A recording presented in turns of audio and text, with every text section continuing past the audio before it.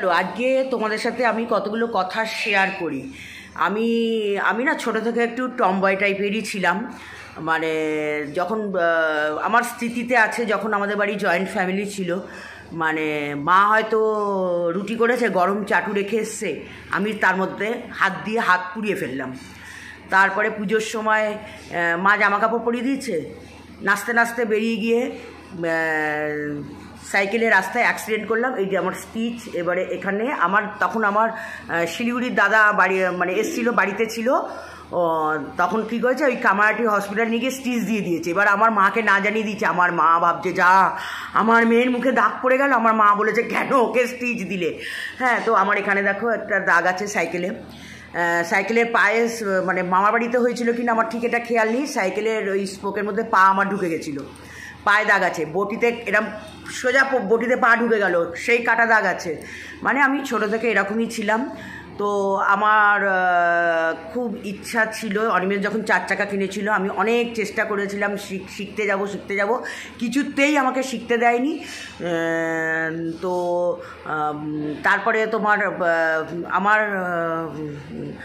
মাস্টারতো ভাই যখন স্কুটি কিনলো, তখন আমি কোথায় থাকতাম, যতদূর সম্ভব মনে হচ্ছে ত্রিবেণীতে ছিলাম। ওখান থেকে আমি ত্রিবেণীতেই ছিলাম কি না, রিসরায় ছিলাম, সরি রিসরায় আমি আড়াই বছর ছিলাম।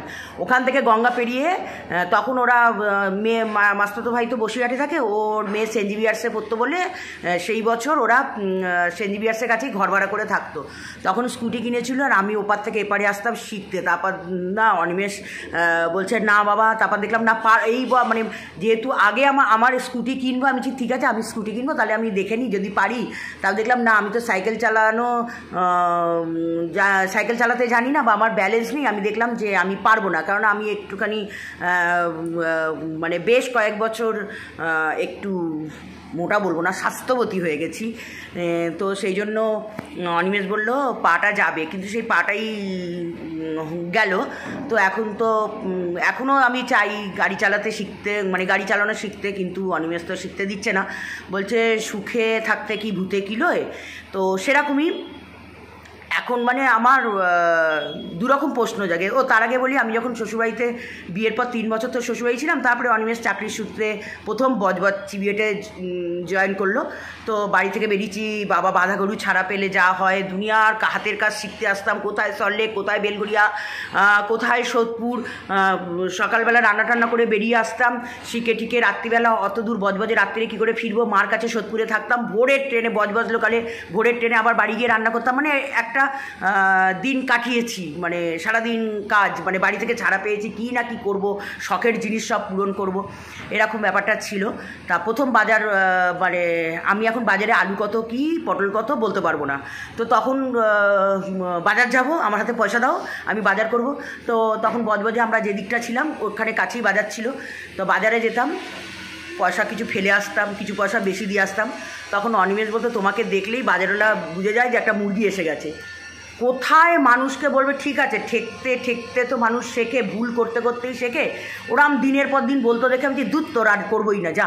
হ্যাঁ, তা সেই থেকে ছেড়ে দিলাম। তারপর কোথায়, ঠিক আছে ব্যাংকের কাজ করব না, তোমাকে রোদের মধ্যে যেতে হবে না, এই করতে হবে না, এই করে আমাকে না পুরো, মানে আমি যে পড়াশুনো শিখেছি, আমার আস্তে আস্তে মানে আমি আস্তে আস্তে না ভুলে যেতে লাগলাম যে আমি কি পড়াশোনা সত্যি শিখেছি। আমাকে গ্রাম করে ঘরে বসিয়ে রাখা হয়, কোনো কাজ করতে দেওয়া হয় না। কি না তোমার কষ্ট হবে, গরমে যেতে হবে না, তোমার কষ্ট হবে, এই করে না একটা সময় ভাবতাম সত্যি কি আমি পড়াশুনো শিখেছি।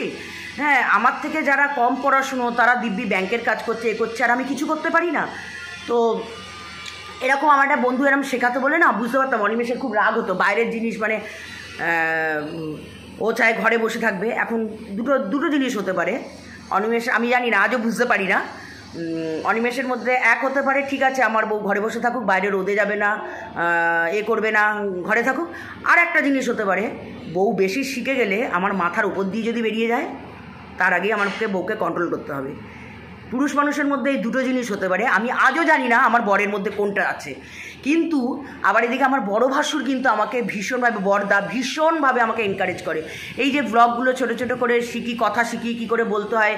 বড়দা সবসময় বলে শাশুড়ি একটু পড়াশুনো করে নেবে, একটু দেখবে বইগুলো এইগুলো নিয়ে একটু পড়াশুনো করবে, বা এগুলো নিয়ে করা, তুমি ঘরে বসে তুমি যখন বেরোতে চাও না, ঘরে বসে করতে চাও, তো বেরোতে তো হবেই, ব্লগ করতে গেলে তো আমাকে বাইরের কিছু দিনে সেগুলো তো বেরোতেই হবে। কিন্তু বলছে যে কোনো জিনিস শেখার আগে একটু পড়াশুনো করে নিতে হয়, সেইগুলো বড়দা ভীষণভাবে এনকারেজ করে, যেটা আমার ও বাবা, এই যে আমি যখন বলছি যে লোপামুদ্রার ওখানে যাব, দার্জিলিং মেলে আমার টিকিটটা কেটে দাও, তাহলে আমাকে একমাত্র দার্জিলিং মেল হলদিবাড়ি অবধি যায়, জলপাইগুড়ি ছাড়িয়ে, বাকি ট্রেনগুলো তো জলপাইগুড়িতে থেমে যায়, আর লোপামুদ্রার বাড়ি জলপাইগুড়ির পরের স্টেশনে, মানে তারপরে ট্রেনটা দার্জিলিং মেলটা তোমার লোকাল ট্রেনের মতো হয়ে যায়। তাই না, দার্জিলিং মেলে টিকিট কেটে যাও, তুমি এখান থেকে তুলে দেবে, লোপামুদ্রা ওখান থেকে নামিয়ে নেবে। বলছে দার্জিলিং যেতে গিয়ে তুমি বর্ধমানে নেমে যাবে। আমি এত বোকা, আমার বর আমাকে এতটা আন্ডার এস্টিমেট করে, মানে এতটা আমাকে বোকা ভাবে আমি রাস্তাঘাটে বেরোই না বলে, বলছে তুমি দার্জিলিং যেতে গিয়ে বর্ধমানে নেমে যাবে। মানে আমি বুঝতে পারি না, মানে এগুলো মানে কেন করে। মানে তখন লোপামুদ্রা আমাকে বলেছে তোমার বর চোখে হারায় তো তোমাকে, তাই তোমাকে বেরোতে দেবে না। আমি তো সব বাজে কথা, তার মানে বাড়ি থেকে গেলেই তার প্রবলেম হয়ে যাবে। হয়তো দুজন আছে, সীমা আছে রান্না করে দেওয়ার জন্য, শকুন্তলা আছে, সবই আছে, ওই মুখের সামনে খাবারটা দেবে কে, মানে বুঝতে পারি না, মানে সত্যি কি চোখে হারায় না কাজের জন্য রেখে দেয়, মানে আজও আমার কাছে অজানা। আমি বুঝতে পারি না ছেলেদের মনোভাবগুলো, না বোঝা যায় না, বিশেষ করে আমার বরের আমি আজও বুঝতে পারি না কোনটা সত্যি। হ্যাঁ, কেয়ারিং, অবশ্যই কেয়ারিং, সেদিক দিয়ে মানে কোনো ত্রুটি আমার রাখে না, সেটা আমি বলবো না। কিন্তু এই যে আমার সব কিছু একটুখানি টমবয়ের মতো, আমি এটা শিখবো, ওটা শিখবো, ওটা করবো, কারণ আগে গাছে প্রচুর উঠতাম, মানে বিয়ের পরও পাঁচিলে উঠে আমার শাশুড়িকে, আমাদের গাছটা টগর গাছটা অনেক বড় ছিল, সেখানে পাঁচিলে উঠেও আমি আমার শাশুড়িকে ফুল পেড়ে দিয়েছি, মানে এইরকমও ছিলাম আমি। তা সেখান থেকে আমাকে একদম পুরো ঘরে বসিয়ে দেওয়া হয়েছে। মাঝে মাঝে না খুব রাগ হয়, অতিরিক্ত ভালো মানুষ নিয়ে ঘর করা কিন্তু আমার মুশকিলও আছে। অতিরিক্ত ভালো মানুষ নিয়ে প্রবলেমও থাকে, মানে বেশি ভালো নিয়ে। তো এই যে বাধাগুলো পাই না, সত্যি আমার এক সময় মনে হয় হয়তো অনিমেষ অন্যের কাছে তখন মনে হয় খুব ভালো, শান্ত শিষ্ট, অন্যের কাছে ভালো, আমার কাছে তখন একটা মানে বিভীষিকা, মানে তখন মনে হয় যে কেন বিয়ে করলাম, মাঝে মাঝে রেগে যাই কেন বিয়ে করলাম। তো ঠিক আছে, এটাও দরকার আছে, অপোজিট সবসময় দরকার হয়। একদিকটা যদি মানে দুটোই যদি শান্ত হয় মুশকিল, দুটোই যদি ঝগড়া বা চঞ্চল হয় মুশকিল। সুতরাং সবসময় তো মানে বিপরীত মেরু বা বিপরীত জিনিসের টানটা বেশি হয়। তো অনিমেষ যতটাই ঠান্ডা, আমি ততটাই চঞ্চল। কারণ আমাকে যদি বলে তোমাকে 1 লাখ টাকা দেবো 5 মিনিট চুপ করে বসে থাকতে, আমি বোধহয় পারবো না। মানে ওই 1 লাখ টাকার লোভে বোধহয় 4 মিনিটের মাথায় আমি কথা বলে ফেলবো, এরকমই আমি। তো যাই হোক, এই বাইক নিয়ে কালকে যখন আমি রাত্রিবেলা অনিমেষকে রিলটা দেখালাম, অনিমেষ বলছে ব্যাস খেলা শেষ, হ্যাঁ, মানে আর চালাতে পারলে না। আমি কি এর জন্য দায়ীকে? যখনই এখন আমাকে না, আমি এখন উত্তর দিতে শিখে গেছি, আর চুপ করে তো থাকি না। আমাকে যখনই এইটা বলবে, এই তো একটু ফুল, আমার যদি ফুল না থাকে আমি ঠাকুরকে এমনিই জল দিয়ে দিই। বলছে সবাই দেখো আমাদের কোয়ার্টারের বউরা সবাই বাজারে যায়, তুমি যাও না। আমি কি কে করেছে এগুলো?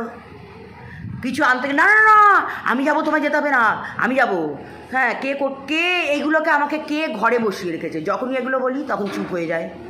কে আমাকে, আমার চাকরি করা, আমার স্কুল টিচারের পেয়েছিলাম, সেখান থেকে জানি বাবা, তখন এত প্রেমে মশগুল ছিলাম যে না যা বলছে তাই। আজকে যদি ভাবতাম, আমি যদি সেটাই করতাম, বিয়ে করতে হয় কর, নালে যা, যদি সেটাই সেটা তো আর ছিল না। কারণ আমিও আমার বাবাও একটু ওর মতোই ছিল, যে মেয়েরা বাড়িতে বসে থাকবে, মেয়েরা আবার চাকরি করবে কি, মেয়েরা ঘরের জন্য, মেয়েরা ঘর সামলাবে, এরকম। হ্যাঁ, ঘর সামলানোটাও একটা কাজ আছে, মানে পুরুষ মানুষেরা যে ঘরে এসে শান্তি পাবে সেটারও দরকার আছে। সবাই যদি চাকরি করতে যায়, ঘরটা সামলাবে কে? ঘরটাকেও ভালো রাখার জন্য আমাদের মতো হোমমেকারদের দরকার। তবে মাঝে মাঝে অনিমেষে বেশি ঠান্ডা, আবার বেশি মানে অনেক সময় সেটা আমার কাছে না অসহ্য হয়ে যায় মাঝে মাঝে। হ্যাঁ, বাকিটা ঠিক আছে। বাকিটা ঠিক আছে। একটা মানুষের মধ্যে তো সব গুণ থাকে না। তোমরা হয়তো বাইরে দেখে বলবে আরে শাশ্বতী খুব বাজে, রূপা খুব বাজে, অনিমেষ খুব ভালো। ঠিক আছে, তোমরা ওটা নিয়েই থাকো। যে যেটা নিয়ে থাকে সে সেটা বোঝে, সেটার মর্ম বোঝে। তো যাই হোক, অনেক জ্ঞান ফ্যান দিয়ে ফেললাম। আমার ব্লগ এডিট করতে হবে, প্রচণ্ড গরম।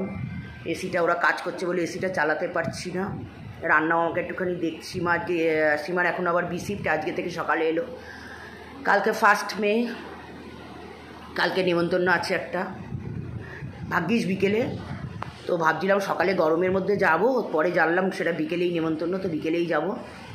তো চলো আজকের মতো টাটা। একটুখানি গান দুদিন আর হবে না, কারণ আমি গানটা মনোযোগ দিয়ে না করলে হয় না, একটু আনমাইন্ডফুল, কারণ আজকে কালকে একটু আনমাইন্ডফুলই থাকবো।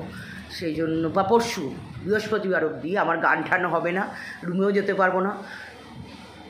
3 দিনই আমি একটু বিজি থাকবো। চন্দনা বলেছি চুলটা ছোট করে কেটে ফেলেছি।